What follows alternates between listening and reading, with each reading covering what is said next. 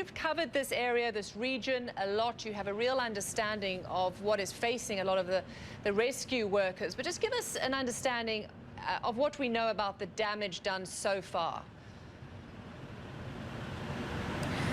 Yeah, Robin, absolutely. Been there many times. It's a beautiful and majestic part of Afghanistan and Pakistan, and yet can be so treacherous at times like this. Of course, one of the world's largest and most susceptible places to earthquakes. Now, the immediate reaction, of course, is for people to try and rush out of the homes. And thankfully, you would say that because this struck in the middle of the day, people were awake. They weren't lying asleep in their beds and caught out. They were able to get out of their homes. And one of those incident so sadly led to a stampede in Afghanistan, where the epicenter was in Jam, just further out in Afghanistan, as some young girls tried to rush out of their school.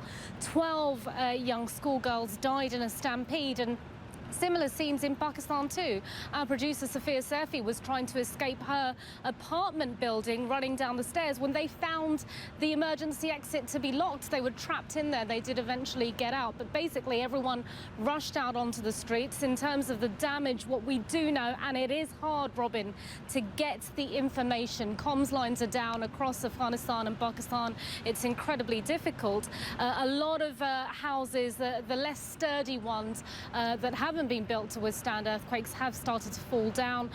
There's a lot of walls coming down as well. In that area, there's a lot of poverty. People have mud houses, Robin, so there is considerable damage as far as we understand. Robin? And what do we know about the emergency response?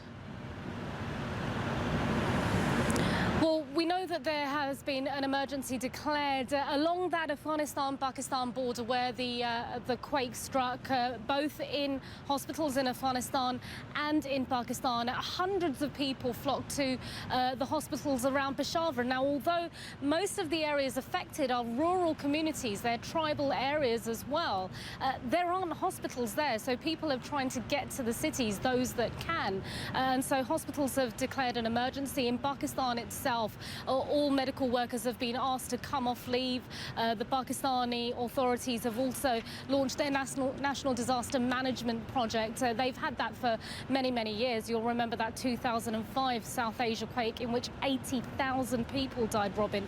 They are prepared for these. Sniffer dogs have gone out as well. They're doing their best, and an indication of just how concerned they are. The numbers are relatively low in terms of casualties so far, but they haven't got to those remote areas. And an indication of their concern is that the Pakistani government has asked the WHO, the UN, to be on standby to help if they need it. Robin?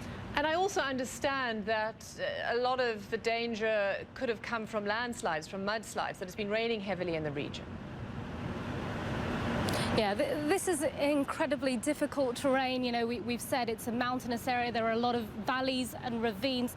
There have been a number of landslides. I'm seeing people that I know in Pakistan and Afghanistan that are posting pictures of boulders coming crashing down. There are glacial falls we're hearing about as well in remote areas like Hunza in the northeast of Pakistan. This Hindu Kush range that goes from Afghanistan right up through Pakistan and into India. It holds some of the world's highest peaks, and that creates a really treacherous environment, but also incredibly difficult to get to. It could be many more hours, if not days, before we really know the true extent of both the devastation and the loss of life. Until people can get there, and a lot of these landslides and avalanches have blocked the routes, we simply won't really know the extent of the damage. Robin? Okay, well, thanks for that update. We're going to leave it at that. Saima Moshin there. Thank you.